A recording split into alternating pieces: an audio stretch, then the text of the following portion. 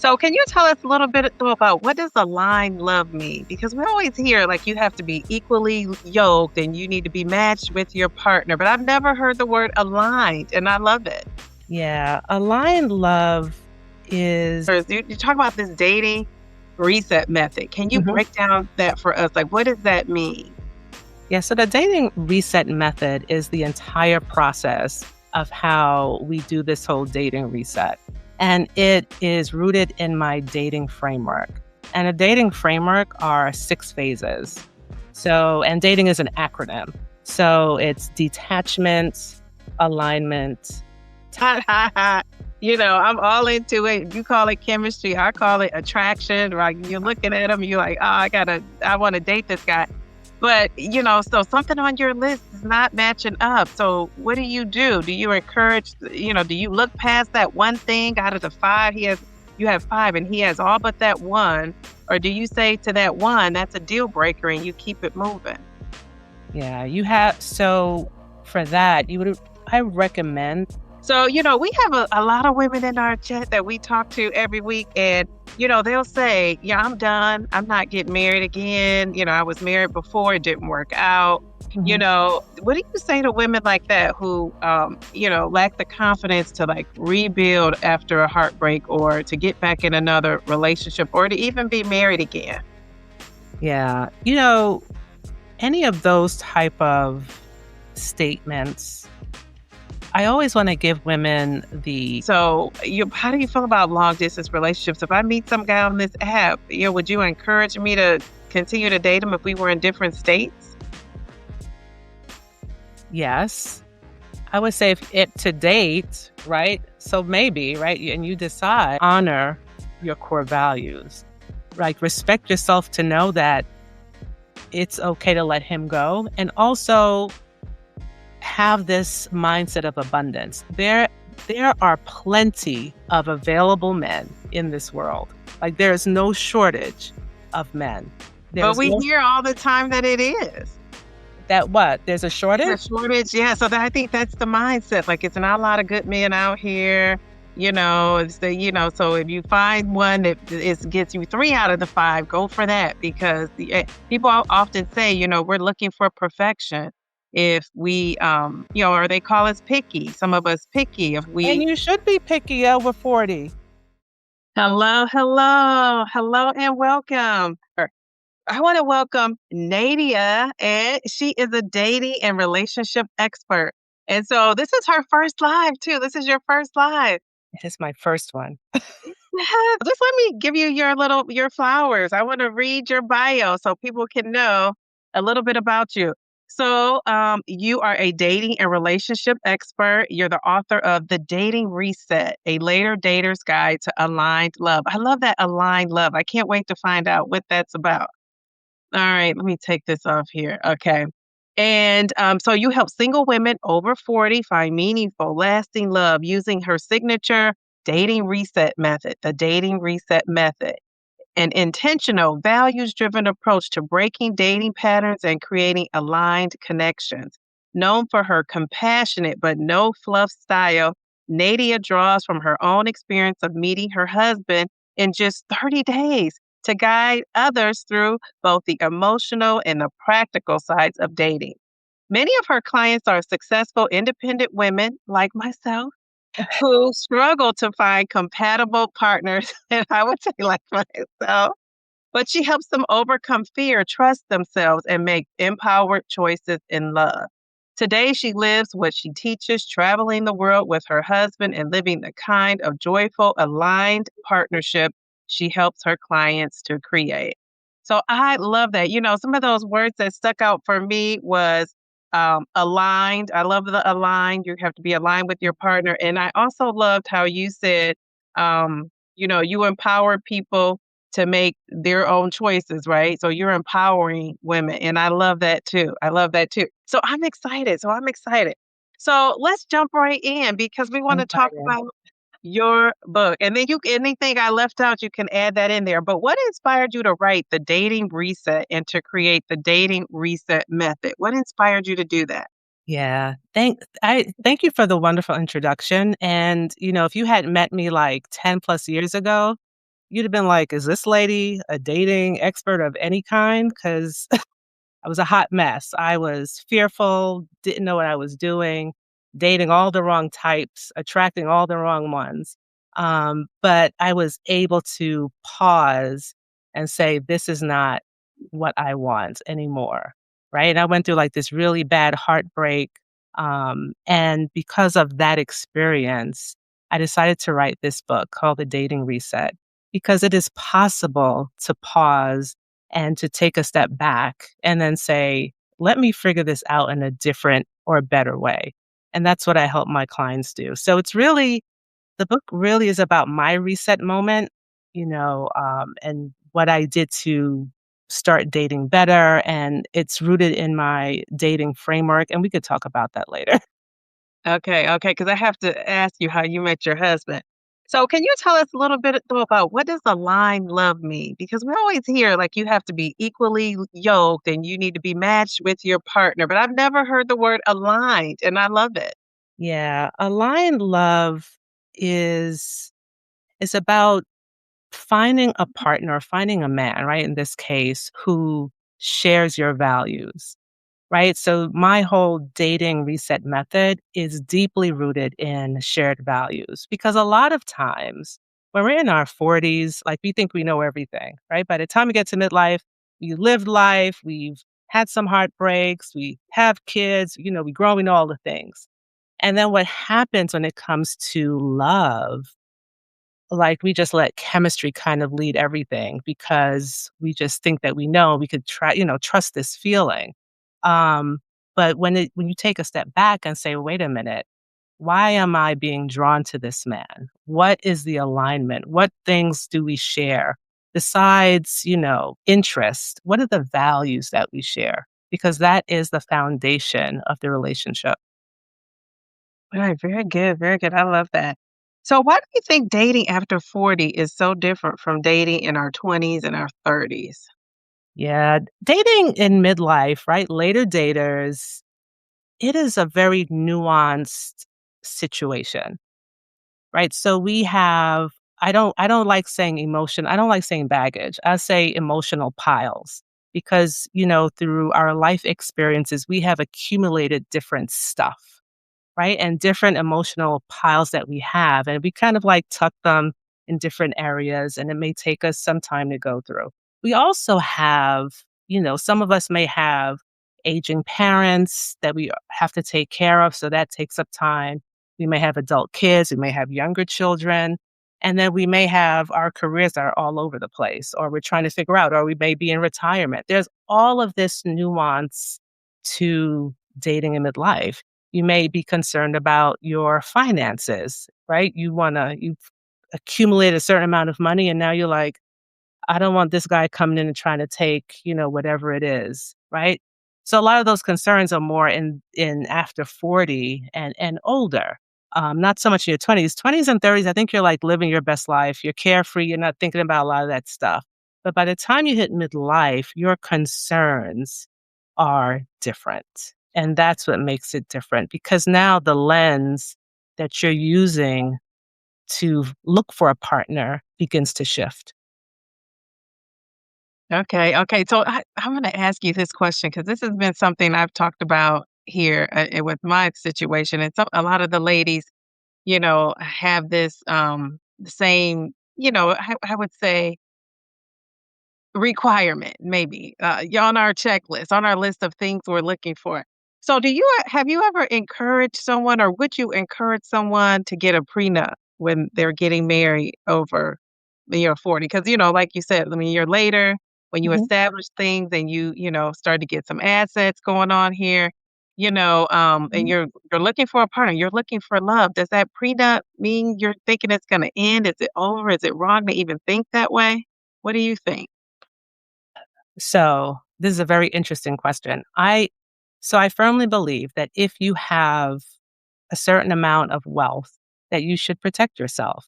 It's just like if you think about driving a car, you don't get in a car and be like, I don't know, I may get into an accident today, but yet you still have car insurance, right? Most of us have we have insurance. So a prenup is just an extension of that, where you want to make sure, again, When you're in midlife now, you may have, your children that you have to think about and what happens to your assets if how does that all work? The prenup is just that agreement that makes everything very clear. It's like having a will in place, right?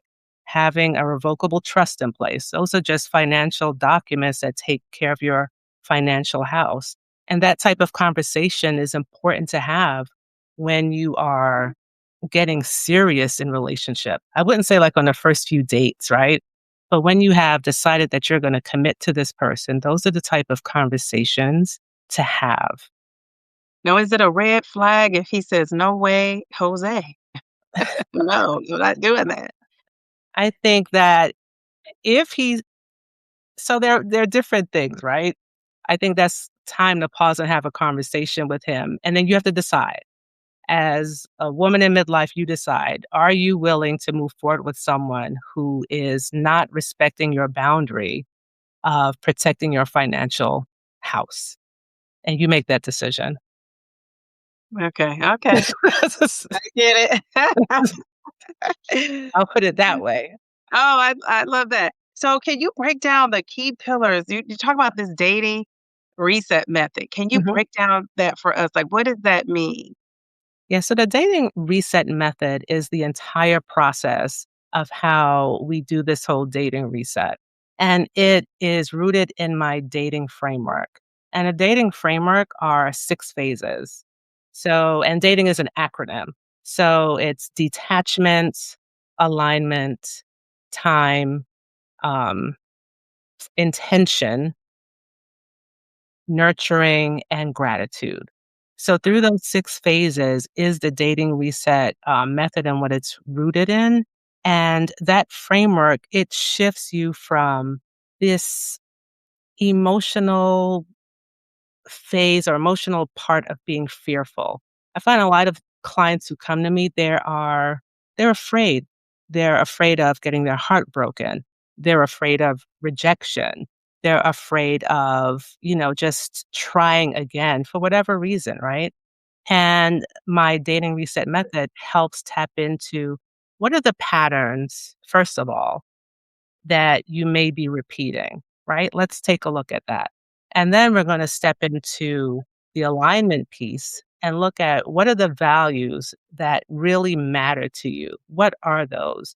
And I take my clients through this whole thing about identifying your values based on categories.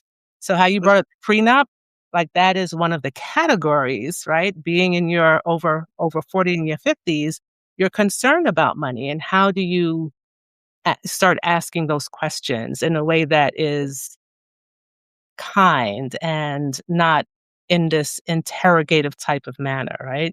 You want to be able to do that. So I walk clients through that. Oh, okay, very good. I love the acronym. I love how you broke that down. I love that. It also is good to have those acronyms too, because you have clients they can remember if you associate the letters with the word. It kind of helps you to remember that. So I love that. Yeah. So here's a good question for you. What are some of the most common dating patterns you help clients reset? hmm So the one that stands out most is dating and not being caught up in the chemistry because it's easy to go on dates and then get really excited when you meet a man who you're interested in or if he shows that he's interested in you. And I work with my clients to say the chemistry is nice, but let's step back and see, is there alignment in the values, right? What is this person, what does he represent? Does he share and let's talk about some values, right? Does he share your love of travel? Does he show that he has integrity? Does he care for his aging parents or does he kick them, he locked the doors and doesn't answer their phone calls, right? Those type of things. If those things are important to you and he shows that it's important to him too, then there is some alignment there. But if there is no alignment, don't waste your time and then don't get caught up in the chemistry. And we could see like chemistry in the Netflix show Later Daters, where there is one particular cast member. Do you know what I'm talking about? And And I she watched it a couple times, not the full series though. so there was a particular cast member who had her list and everything, and she met one guy who chemistry was there, and she went off with him, and it didn't work out. And then later on, she says, "Yeah, our values were not aligned." And I said, "Yeah, exactly, Those exactly." values. So how do you get people past that? Because I can see, okay, so if I have 5 things on my list and he has, let's say he's like not a just let's say he drinks too much because I'm barely drinking, and he drinks a whole lot, but he's not an alcoholic. He's not over that line. Mhm. But that's something that I said I don't want a guy that's doing that, and I'm just this is all just made up, just Yeah, to give you an example. But what if but he is he's smoking. He's like ha ha ha. I'm all into it. You call it chemistry, I call it attraction, right? You're looking at him, you're like, "Oh, I wanna date this guy." But, so something on your list is not matching up. So what do you do? Do you encourage, do you look past that one thing out of the 5 you have 5 and he has all but that one? Or do you say to that one, that's a deal breaker and you keep it moving? yeah, you have so for that, you would I recommend that you sit down and really think about, is that one thing, is that really one of your core values? If that thing is if it's really your core value, then I'm gonna say you're gonna have to say goodbye to this guy, because if you let that boundary go, or if you say, "Oh, I'll just cross off my list," and hopes, that's another thing, right? The hoping is another pattern. The hoping that he'll be different if, or the hoping that this is not so bad because, right? That's another pattern. So you have to decide if that's something that you can live without, then maybe it really isn't that much of a core value for you. But if it is, then honor your core values. Like, respect yourself to know that it's okay to let him go, and also have this mindset of abundance. There are plenty of available men in this world. Like, there's no shortage of men. But There's we no hear all the time that it is. that what? There's a The shortage? shortage, yeah, so I think that's the mindset, like, it's not a lot of good men out here, so if you find one that gets you 3 out of the 5, go for that because people often say, we're looking for perfection if we, or they call us picky, some of us picky if And we you should be picky over 40. Yes, ma'am, be picky. Why out of all of the things that we talk about, we should be the pickiest when it comes to choosing a person to give our love to and to love us back. If there's any point, be picky. Be picky. Yes, be picky. Absolutely. But be picky based on your values and and the values is what things are the foundation for you. What are those things? And then look for the person that shares those. There are plenty of men. I found my husband because he shared my values. And I thought that I was so when I speak, I'm speaking from a place of I lived it because I didn't think there were any good men. I was like, I'm not going to find anybody. I'm already in my 40s. I'm just going to be single forever. You see how Tracy Ellis Ross is talking? I was her. I was like, yeah, ain't nobody out there. These men are trash. I'm just going to live by myself and live my best life, right? My life was full and still is full. So I didn't need a man, but I just wanted this partner. And, me just actively dating, I came across my now husband and I was like, oh, okay, this is interesting. And then Yes, it just progressed. And then I wasn't looking for a husband. I was looking for a partner though.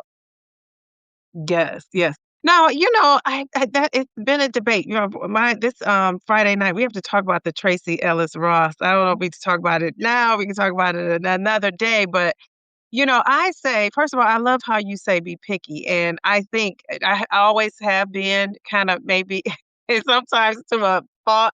But now that I'm thinking back with what you said, I think it's important to say they don't line up with these core values. Now that I'm a mom, when I became a mom, that's when my whole mindset changed, and it was like, no. this is, I got to stick to it. If that means I'm not out here dating, that's just what it means. But before that, I was so quick to like, say, okay, they have 4 out of the 5. Okay. Or I knew it was a core value and I just kind of excused it. And so, like I said, I learned not to do that because I feel like now I'm not just living for me, right? I'm living also, for my daughter as well. So I do see that, but I love how you put that. If it's a core value, that means it's non-negotiable, right? You can't negotiate it. And I think that's the kind of mindset we have to have going forward. And so I love that. I love that. Um, there was something else I was going to say, but I might have to come back to that. So, we have a lot of women in our chat that we talk to every week, and, they'll say, yeah, I'm done. I'm not getting married again. I was married before, it didn't work out. Mhm. What do you say to women like that who, lack the confidence to like rebuild after a heartbreak or to get back in another relationship or to even be married again? Yeah. Any of those type of statements, I always want to give women the space to feel that, right? Because though their feelings are valid. That divorce, heartbreak, all of those emotional type of, I don't know, like earthquakes, I always want to call it. Let's give them the space to feel that. And then when they're ready, because they have to be ready. I am definitely not a proponent of telling a woman, just get back out there. I think that's really trash advice. You want to do, once you're ready to start dating again, because dating is not that easy, right? There's some nurturing and gratitude that goes into it. And if you already have the mindset that it's not going to work for me and all this stuff, then it won't work for you. So when she is ready and the confidence will come from, okay, I'm going to give it a try, right? So confidence comes from doing something and do it in small steps. And then you'll see, okay, it's not so bad. And then you just keep doing something. And then that something, for the women that you described, I highly recommend that they work with someone. So if it's a dating coach, if it's a therapist, if it's someone in their family that they, admire how they work in relationships, then they should do that. But if they're not ready, then they should not start dating. If they feel like they're ready and they want to make the effort, then absolutely, there is a way to do that and to do that with intention, not just getting back out there. Okay, so no to getting back out there. What do you feel about the dating apps? Are you a proponent of that? I like dating apps. So dating apps use it as a tool, right? And not as I'm going to find the one, but use it as a tool so that you can meet men, right? Because part of dating is to meet men so that you don't get stuck on one, right? Getting away from that chemistry. You want to meet enough men, and dating apps can help you do that. Now, which dating app? A client of mine asked me just recently, like, which one do I recommend? These dating apps are so similar nowadays. They're very similar, and their functions and their capabilities keep changing. So I would say, try 2 dating apps, see which one that you feel comfortable using, and then just start using one. Don't be on different platforms. It's too much work. Too much was or limited to 2, I would say try 2, or try them 2. out. They usually have a trial period. I would say try 2 and then go on one that you feel most comfortable using. So, thanks for that, thanks for that. What do you say to women who feel like it's too late to find love? Like, and, I know even on that Date Later Dater, they have some, older couples on there. But what do you say to someone is in their 60s, 70s, and they say, "It's too late for me to date." What do you say to that? It's so we have to so for people like that, I would say, shift your mindset from that because the last time I've seen 60 and 70-year-olds, as long as you're walking, you're alive, and you want to find someone, there is someone out there for you. It's not too late. I see people getting married in their 60s and their 70s all the time, right? So it's not too late. It's only if you put that out there and say it is too late, then it will be too late for you. If you shift back and say, "Ah, I'm 60. I want," and it doesn't have to be marriage, right? It could just be, "I wanna find a partner so I can," I don't know. What do 60-year-olds do? I don't um, they try. Travel, go Yeah, there, you want dance.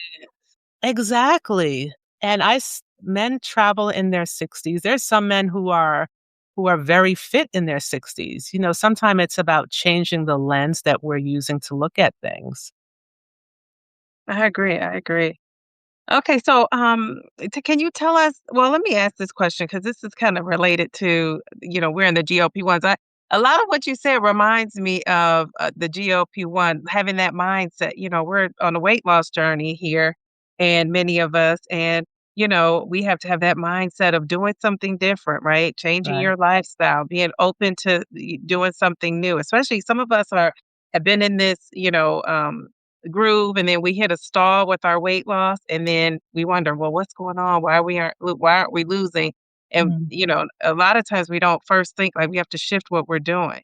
And so it sounds like that mindset is the same thing with this dating. You kind of have to change what you're doing, open up your mind.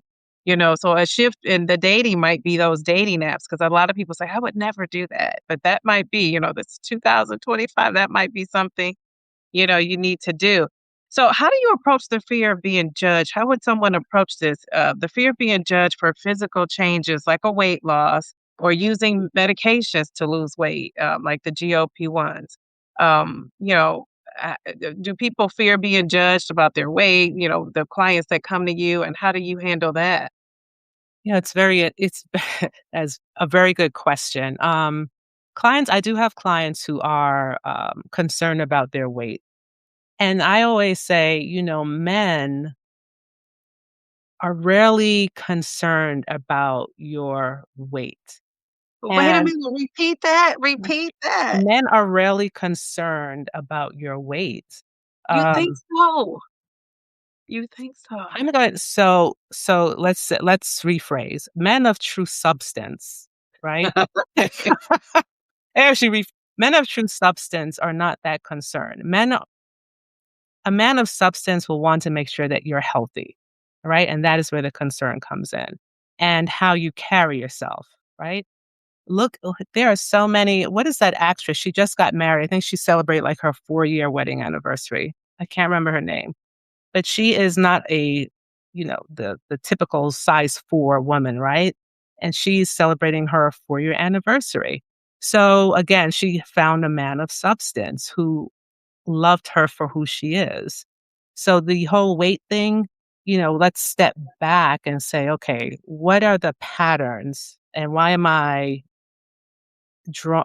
attracting these certain men who don't love me for who I am and instead are talking about weight or, whatever the conversation is, and to embrace who you are, right? If you've lost all this weight, congratulations. That is a huge accomplishment, right? Whether you use medication or not. But the transformation is your transformation. And to be confident and walk in that you did that. And you'll find the right man. You'll find the man who loves you for who you are. Yes, I believe that too. I believe that too.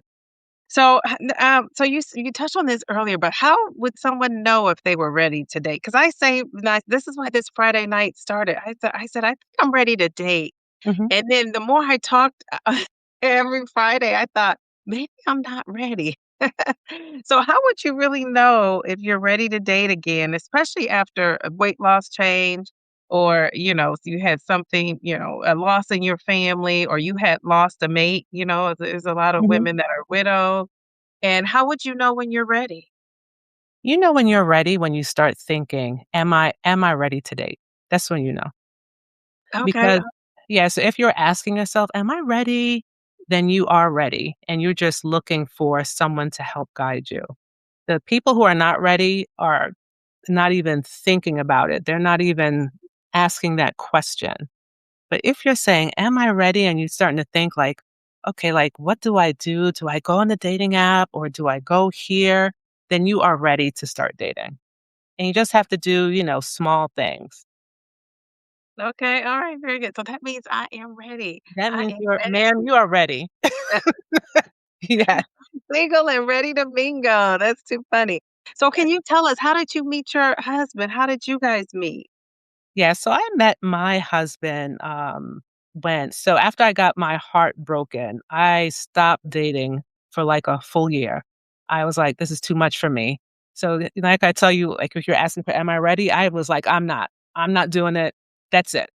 So I stopped for a year, and I, had to really look inward to figure out, like, what I was doing. What did I really want, at that point in my life? I actually worked with a dating coach, and he helped me start look at dating differently, to stop romanticizing and living in this fantasy about love, and to pinpoint, um, and look at it more from like a business standpoint, which it may sound a little crude, but to change how I looked at dating. And I took his foundation, and then I, used my life experience and morphed into something else. But as I started to work with him, I just went full into dating. I started dating, I think I did like 20 odd dates within like a month's time. I was on dating apps. I was, going and meeting people in real life. And I met my husband when I was out living my life, just living my life. And he stopped me in my tracks to say hi. And at the time when I met my husband, so this is why I say that if it's a man of substance, it will not matter, like, what you look like, because I was a hot mess. My hair wasn't done, I don't think I had makeup on, and he stopped me to say hello, and I was like, I'm not really cute," right? So that was my internal talk, and then we just started talking, and then from there I'll point out that even though so going back to chemistry, right? I Chemistry was a pattern of mine, so when we met, even though there was that chemistry, there was attraction, I had to break that pattern. So I had to say, "Okay, it's nice to meet you." And he was put into the list of men that I was dating because I was actively dating multiple men at the same time. And because I had to see like which one I really liked, which one matched my values. And that takes time, right? That takes time to see the values demonstrated in real life, to see if they really match, to see if there's really alignment. And yeah, turned out to be the one. And I say the one. Yeah, thanks. Wow, that is awesome. Okay, so you were out there. So you're recommending date naps, but I love that you also have used them too. All Oh, right. yeah. Oh, yeah, this Okay. dating reset method is, tried and true, Try it and and true. yeah, my clients use it too, same method, and of course, our experiences are different, so some things need some tweaking. I dated a lot because I was just hyper focused. I think this how I am, just hyper focused, but, not everyone wants to date that heavily. And it also comes into like what your love style is too, which I talk about in the book. And just briefly, a love style is like what your dating archetype is and what your attachment style is. So even understanding what your love style is also something else that help you break whatever patterns that you keep repeating. And to even find out like how do you connect? What's your preferred way of connecting with a man? Okay, okay. Well, let's take this into the chat because I do have another question, but I'll see if Okay. anybody has a question. Now is the time to Oh, ask. I was in You the can wrong also, tab. can you see the questions? I can't now, yes. Okay.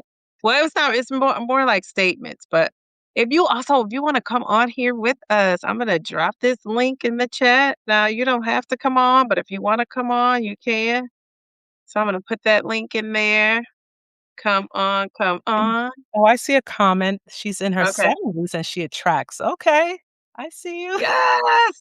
Is that Geraldine? Yeah. Yes. Okay, let's see. Geraldine says, "I attract men and I'm 70, but they must be stable in all aspects, especially financially." And I say, amen, sister. I feel the same way at 52. All right, very good. So she also says, "Socializing a lot and something Because I think you talked about, like, what would older people do when they, dating, like, you were trying to give an example here, and she likes to socialize, and she likes the bookstore. Bookstores, they are getting rid of these bookstores, but there is a nice one in my neighborhood, and when I go, I never see guys in there really. And I don't go until the summertime, but I never really see guys in there, but I think that would be a great place to meet someone. She says, "Oh, the Diana, our new member." She says, "Oh, the clarification made all the difference." So when you clarify, what did you call the man that was, A man that of substance. a man of substance? We love that. Jolene says, "True, size isn't as important as your personality." I would agree with that. I would agree with that. I have mobility challenges, Jolene said, and it's never an issue. My problem is I attract men that are too young, but you're not a sugar mama. I love that. So what about that age question? So, I'm 52, and I had a guy, try to hit on me in his 20s, and then there was a guy that was like 31. I've dated younger before, but now I feel like I'm 52. I feel like it's a stretch to go 20 years on under, and even I don't know if I would go 20 years older. I just might. I don't know. So do you have, like, parameters on the age, or is it just, like, whatever lines up with your values and that's it? I would say look at values first, but, be aware that men who are younger sometimes wanna have children. And if you are older and you're out of that, childbearing age, then that may be a concern. And even though younger men, people change, right? He may say, "Oh, no, having children is not important to me now." But then in 5 years, he may change his mind, and then that becomes an issue. So, like, those type of things, you have to be concerned with. But I would say look at the values first, because there are some younger men, or, we say younger than 40, who act older, right? Or who are more mature than a typical, 30-year-old. But it's up to you. I mean, age, I would say look at the values first. Look at the core values and look for alignment there. Now, Mel has 2 statements. Her first one was, "Now that's a word, be picky." We love that. Being We picky. were told on here we were, we're hearing from some men that, women need to be more soft and pink is what was said. And I know what they mean by soft. Do you have that issue of women coming in, like, women a lot of women are bosses. They're, running companies, corporations, they're entrepreneurs, they have all these degrees. How do you coach a woman like that that's coming in so strong? Yeah. So when you're strong like that, right? So I have my own business too, so I understand. But when you now want to be in a relationship with a man, right? So now we're talking about energy, right? So the energy has to shift. Like, you have to be able to shift your energy, and so does he. Right? And that really comes down to understanding your partner's energy, understanding, how they're coming into the relationship. You cannot be in a relationship and try to run it like your business. Like, that's not realistic. So when I say it's like being soft or pink, I probably wouldn't use those words, but it is a matter of shifting your energy, right? Shifting that Yeah. energy so that you can create this harmonious space so you can enjoy your relationship. But you can't come in with this rah energy, do this, Um, Right, yeah. yeah, so I think it's more energy and not being soft or pink. There has to be that balance and creating this harmonious atmosphere. Okay, okay, thank you. Wait, let me see. We'll go Oh, to, Mary in a second. Okay, Mel says, "I love how, I wanna make sure Nadia yes, said that you should date a few men at once. I love that. Please say more." Yeah, yes. isn't So that kinda taboo? You hear about a woman dating, people assume it's intimate when it dating to me and intimate is 2 totally different things. Like, right. I don't assume when somebody, maybe because I know that's what I'm not doing, but I don't assume when a woman says she's dating multiple men that she's intimate with multiple men, but that's I think a lot of people, that's their first go-to. Right. So dating multiple men is a strategy. I recommend that you refrain from having sex while you're dating multiple men because the intention is that you give yourself the space and the time to observe these men. And for women, right, when we start, you know, becoming sexually intimate with a man, it messes, right? The chemicals in our brain, right, which is the oxytocin, whatever it is, right? That those chemicals get in the way of our decision making. So you're going to date multiple men so you can see, are those values aligned? You want to give yourself that space. And you're not going to hide that you're dating multiple men from the men that you are seeing. You're going to let them know, right? You're going to tell them, listen, I am actively dating, X amount of men, multiple men. You don't have to give them a number. You're grown. You could do what you want to do. And just let them know, be upfront. And if they are dating too, they're probably dating multiple women as well. So it shouldn't be this, oh my gosh, she's, back in my day, like she's a hoe. No, I'm just actively dating so I can find a partner. So that's how you do that. Okay. I love the transparency. I love that. That's what's lacking a lot. Yeah, be transparent because then if the person that you're telling this to, if he's like not agreeing or it's, something that he can't deal with, then you know that you don't have to see him. Then it's it was so great. It was so great meeting you. But this is not gonna work. I love that. Okay, Mary says, I have been a widow since December 2020. Sometimes I wonder about dating. Sometimes. Now she's wondering about it. Would you think she's ready? Yeah. If you're wondering about it, you are ready. So I would recommend you start working with someone that can help you figure out like what you want to do, how you take that first step. I don't recommend just getting back out there. Don't throw yourself into the dating pool because your results won't be that great. Um, Only because dating is what it is, right? Dating is a skill. So I'll say that too. Dating is a skill.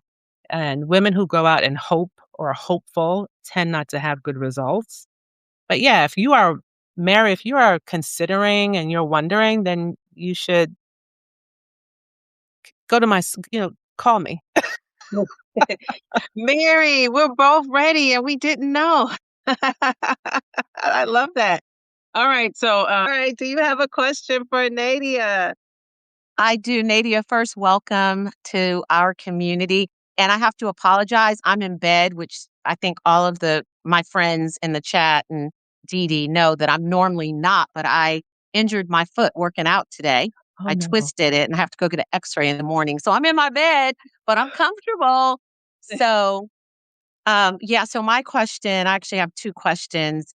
And I actually explored hiring, I guess you would call it hiring. Yeah, hiring a dating coach at one point. Coach Cass, I live down here in South Florida, and she's a well-known dating coach. So Yeah, anyway, I've heard of her. oh, you have? Okay. Mhm. So my question is this. You mentioned red flags. Can you share any green flags that sometimes we overlook that might be something special to kind of hone in on? Yeah. So I'm going to say that the red flag, green flags, all the flags are those are really nice terms. But what I would ask you to focus on are your core values. Because what is a red flag for me may be a green flag for you. So those things are variables. But what my core values are true for me, and what your core values are will be true for you. So stick to those, and then you can decide what color flags you want to place on those values. Does that make sense? Because I hear, and social media is great with, and all the advice and stuff out there, but it really comes down to what are the things that really matter to you that you will not shift from? What are those Mm, things? And those are your green flags. okay. Our Thank you. green flag may be different, is what you're so, I Very have my different. Yeah. And Ben has her Yeah, thing. Yeah. That is so got it. true. Yeah, got it. Because And I if I say a green flag, then everyone here will hold on to, "Nadia said that's a green flag," and it may not be true. yeah, yeah. You know what I No, that's mean? a good point. Yeah, no, that's absolutely a good point because who's to say, right? I do have another question. Well, two, but I'll make it fast. I apologize. I don't want to take up the whole stage all night. But what would be what do you believe I'm just asking based on your experience, Yeah. what is a good first date? Because that's something I struggle with that allows you the opportunity to really get to know someone instead of wasting time at a movie, for example, where you really can't talk. Like, that's something that I'd like to know. I mean, it sounds minor, but I actually struggled with that and whether or not I wanted to meet someone out at a bar or do XYZ. It Mhm. just, I don't know. So What do when you think? so help me understand. So when you say for a date, is this like the first time you're meeting someone, or have Yeah. you met them already and now you're actually going to, like, which point, like, where are we? Yeah. Okay. So for me, most of the time it's been, and I do not spin the block. Like, I don't go backwards. That's kind of my mantra. I probably shouldn't say that because you never know. But so for me, it's more often a first date. Maybe we've spoken, FaceTimed or something like that. Mhm. Or recently, I went out on kind of like a second first date with someone who I hadn't seen in a couple of years. We were not like in some type of intimate relationship, but we talked a lot. And I decided I wasn't interested because of his beliefs and machismo and stuff that I just felt I couldn't live with. I don't even know why I spun the block, but I kind of did by meeting him out. And we met out at a bar and it just felt, ugh, I don't know. We met for a drink and I'm not drinking anymore. So I don't know. What are your thoughts on that? Yeah, so I would say, what do you like to do? Like, where so you don't like the bar because 'cause you're not really drinking. So would a cafe be more suitable where you can have conversation? Is there like a neighborhood cafe? Right, I don't wanna say Starbucks, but, Starbucks, they're open again, so now they have seating. But even like a neighborhood cafe where there's not a lot of noise, where you can actually have a conversation. Is Yeah. it a walk in the park, right? If this is your first time meeting, is it something like that? Or is it, axe throwing, right? Is it and that so I go back to it, it could be Axe like, throwing. I like and that. it goes into, so part of what I help clients do too is I help them figure out what their love style is, and I have a quiz. If you go to my website, there's a quiz there you can take, and the love style goes into, like, what is your dating archetype? And your dating archetype says, how do I like to meet people? How do I do that? Some people like adventure, like, that's their thing. They want to, jump off a cliff and jump out, all those things that I'm not doing, so it's definitely not my archetype, right? Some people like to, like, go to a cafe, have espresso. That's me. That's my archetype. So if I'm gonna go out, I'm gonna go to a cafe where they have nice espresso, because that's my love language, and I'm gonna sit down at a nice little table and have a conversation. If it's like a bookstore, that's also me. Bookstore, I'll be there. Um, a art museum, I'll also be in something like that type of setting. So figure out, like, where you're comfortable and see if the man also will meet you there, because then you're going so for first dates, if you don't like him, then at least you're in some place that you like. You're in a place that you love. You know what I mean? Yeah, Yeah. that's true. That's a good point. Very good point. I love comedy, so maybe that's something. And I could recommend it. I just hate coming off as um bossy or whatever, because I'm very outgoing, professional, successful. And so, I know that men have told me that I'm intimidating. And I'm like, I don't see that. Like, I'm very sweet. They'll say, "Oh, you're so Yeah. sweet," but it's very intimidating. So I hate to jump in and say, "Let's do this. We should go here." Like, I hate to start that way, but maybe I'm just overthinking it. So, So it's about the energy, right? It's about the energy. And when men say they're intimidated by a woman, it's usually because they don't feel safe, right? So men also have, ooh, they're also, when we talk about men, And I have 2 of them that I love, my husband and my son. So I'm very sensitive to men and how they operate and how they think. So if a man says he's intimidated, he probably doesn't feel safe in your presence. And if you create this space for him to feel okay, like, instead of saying, let's go here, let's go there, be like, hey, there's this thing that I read about recently. I'm kind of interested in going. What do you think? Should we like go and pose it to him that way? Same type of question, right? But the delivery is different. And then you kind of create this Okay. space for him to say, oh, what is, then you create the space for him to say, oh, where is it? Or let me look into it. And then he can Take the either lead. take the lead, right? Yeah. That's just about shifting your energy just a tad, right? Not pink, not soft, just shifting it and asking in a different way. So he Yeah. doesn't have to feel intimidated because they I do. like that. I like that. Thank you. That's great advice. And I have pulled up your website, so I will take the quiz. I will Yeah. Oh, check you good, out. good. I Now I may need your services sooner rather than later. I'm glad I was helpful. let me ask you while Mel's on here. So Mel and Where's your I, foot? let's see, we're hanging out, we're friends, and we decide we want to hang out. We're both single. Is it good for us to go and hang out together? Am I like, are we, two ladies hanging out together with the same intention? Is that bad? Because I always hear people, who would tell me you need to go to like a sports bar or maybe like a place where the guys go like on a sports night, and I do like sports, so it wouldn't be like, a stretch. But go by myself because when you take girlfriends, that just kind of like it messes things up, and a man might even be afraid to approach you when you're with multiple females. So what do you think about that? So yes. So when you talk about like men, right? Creating this space of safety. If you go with a woman, another friend, and they're two, it makes it awkward for him to come up because now he has to pick or there's this, right? I guess that, I like this one, but I have to talk to this one too, right? But if you're by yourself there, then it makes it easier for him to come up and have a conversation.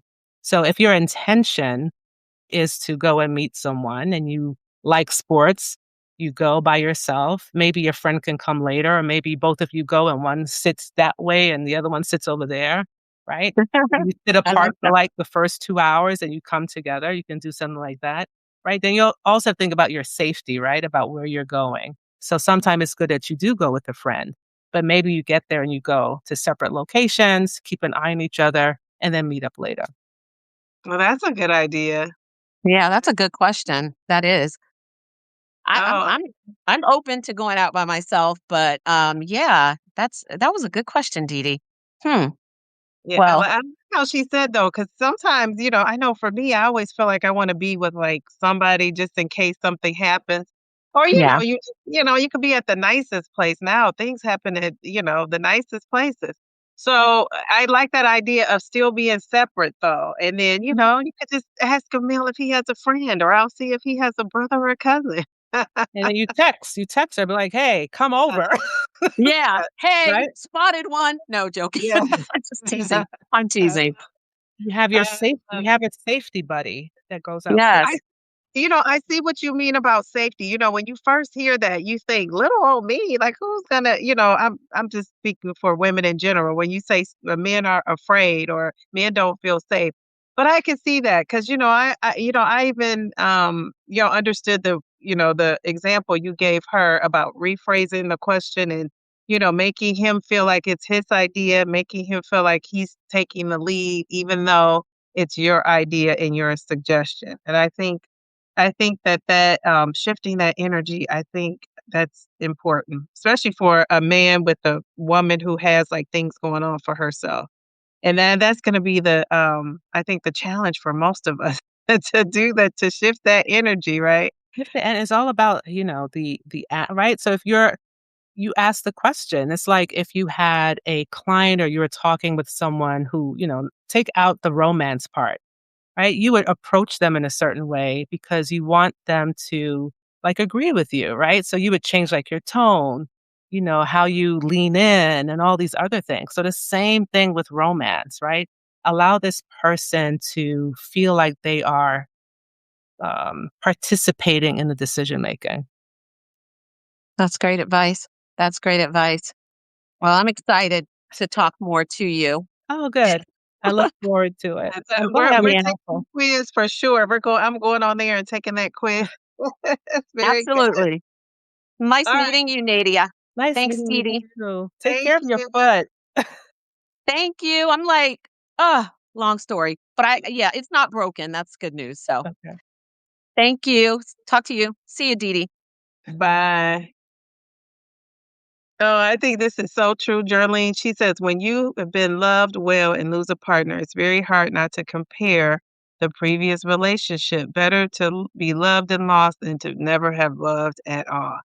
Isn't that so true? I think we do compare. I've never been married. I've been engaged twice, but I am still, I haven't been known to compare and think that. So how do you get past that comparison? Yeah.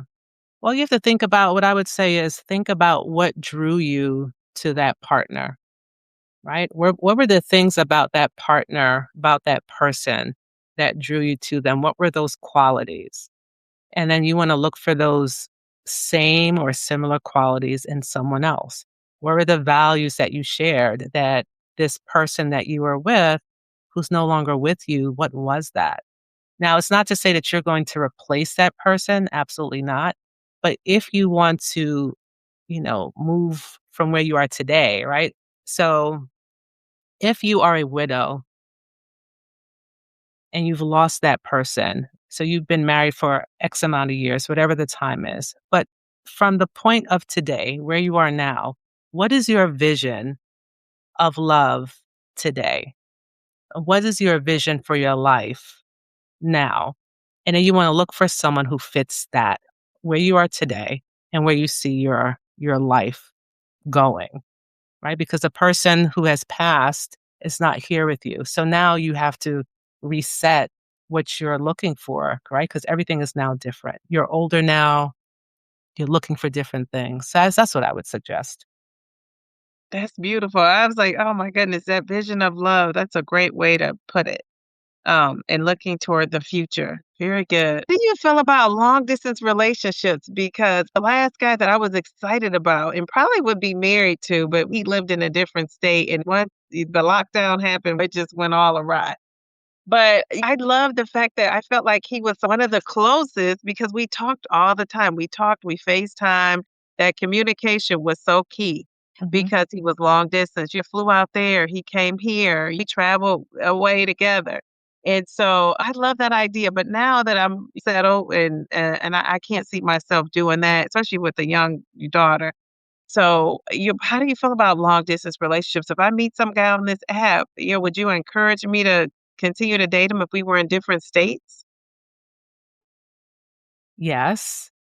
I would say if it to date, right? So maybe, right? And you decide, but now if you're going to be in a committed relationship, then there has to be a plan that you both live in the same state, right? Okay. Like the plan cannot be that you are long distance for years, right? But dating, right? Getting to know this person, getting to see if he shares your same values. Yeah, if he's in another state.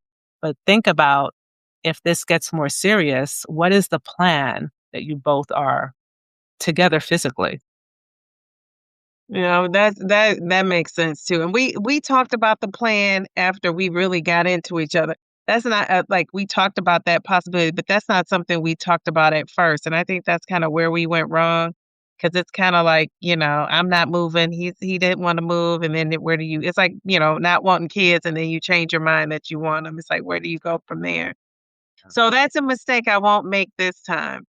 Diana, she says, here's some ideas: bowling, paint and sip. I think I love the paint and sip because you can actually talk. Visiting a car dealership just for fun. Now, that's a new one. I never heard or thought about that. Home Depot at noon. I love that too. Home Depot. Yes, yes, yes. So you're going to Home Depot, you're in that aisle picking out that paintbrush, and, and the guy comes up. Where are some places I think those are great ideas. Where are some places where you would recommend you go to meet a guy? And I know you said where your values line up, so maybe if I'm not going to a bar it wouldn't be for me. But, do you have some staples that you recommend? I always recommend go to places. So depending on what you're looking for, you want to go to the places where the man that has the qualities where he goes, right? And you want to sit down, kind of think about, well, where does this type of person go? Um, Bowling, paint. I don't know a lot of men who go to paint and sip events.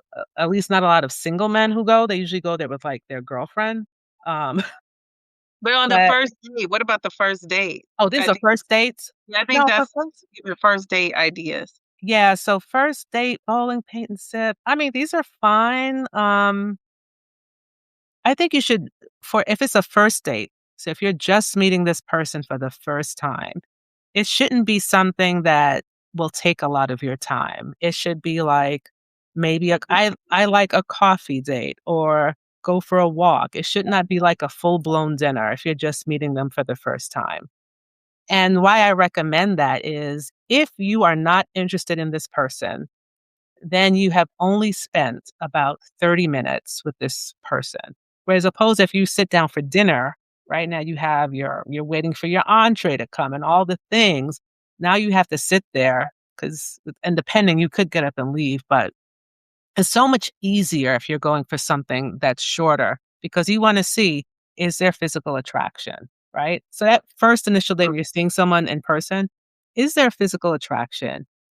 Have you had enough conversation to decide that you wanna see this person again, right? That's that first date, so it shouldn't be long. Um, and I would probably pick some place that I like to go and then, have the conversation with the man. "Hey, can we I lived in New York for many years. How about going to MoMA? MoMA has this great exhibit opening up on Thursday. Can we meet there at 5?" Or whatever it is, and do that. Because once again, if it doesn't work out, then you are already in the space that you enjoy, and you could tell him, "It was great meeting you. I'm gonna go look at this other exhibit." And right? So, I would say, Yeah. go to places that you really like to be in where you can have a conversation, and don't make it long. It sounds simple, but do you think it's good to find out what men think dating is? Yeah, because I do think though, sometimes people have a skewed idea of dating. I think sometimes men think if they pay for things, and women, a woman can think this too. If they pay for things, like even though you don't say it's exclusive, it's exclusive. Is it exclusive when people say, like, we're not dating anybody else from this day forward? What is dating? Dating is the process of getting to know someone. That is dating. Now, if you wanna move into you're in a committed relationship, then that's something different. And if to clear all this up is to have that conversation, right? On that, once you decide, right? So this every time I hear these questions, I always need like more information. If you're meeting someone for the first time, you're not thinking about what they're thinking about dating.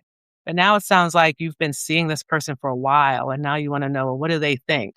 Then you have to ask them, hey, we've been seeing each other for a while.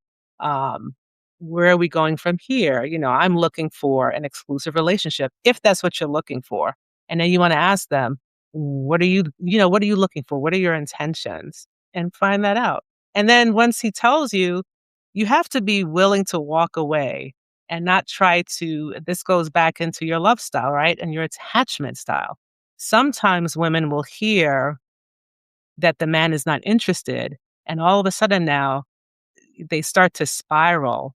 And now it becomes, well, why aren't you interested in me? And let me show you how great I am. And then it becomes this whole thing. And now she's fixated on this person. So just ask the question, what do you think? What's dating? He'll tell you. Dating later in life, do you believe in state your intentions immediately so that you don't waste time getting attached if your intentions don't align? I love that question. Um, so I understand the question. And so this, right? So this comes back to fear, right? The fear of wasting time. So what I would recommend is that you, instead of just saying what your intentions are immediately, you want to get to know this person first, and be curious about this person. Be curious. And how do you state your intentions? And again, it goes back to what your values are, right? You don't want to go in and say on the first date, I'm looking for a husband, right? You're meeting this person, you want to say, you know, and whatever question you want to ask that you want to hear from them. Do they have children? Do they have grandkids? What do they do for a living? All these other type of questions. Um, and then you decide. But on the first date, second date, you're still being curious about them. You're still trying to figure out like what they like, what values they have. You want to give it time. So don't think of dating as wasting time. Think of dating as investing in your romantic future and, shift that mindset. So don't think of it as wasting time. Think of it as an investment into your romantic future. Yeah. I love that. I love that. That is a mind shift. Because you always think wasting your time, like at this age, you always think like, yeah, I don't have time for this, that, and the other. But that first date, if you're going on that first date, you're making that short, right? So even though if you're interested in a longer date, that right there alone is going to save people time, energy, and effort because you're going to pick something quick, easy peasy and get it out the way. Okay. All right. Thank you. So anything else you want to share with us? I think people answered all the questions I have. And, I just have one thing, Mhm. and then we'll put up because you wrote a book, so I want you to tell us about where we can, order the books. We have to pre-order the book. We're gonna put that up there. And what's one piece of advice you would give to someone who is watching and ready to reset their dating life today? Like, what's one piece of advice you would give?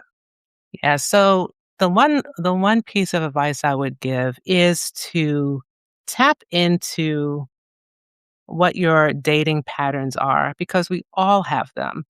And to just sit back, and the easiest thing to do to see what that is to look at the last two relationships you were in, whether it was long or not, but just the last two men that you have dated or were in a relationship in, right? And just take out a piece of paper and write down the things that drew you to those men. And then you want to, write everything down and then circle the things that are in common and then decide, are those things that are in common, are those your values? Are those your values? And then from there, you'll have a list, and then you'll decide what your core values are. Because maybe you're going to look and be like, I have no idea why I picked these men because none of these things are really what matters to me. And then you'll start creating a whole new list.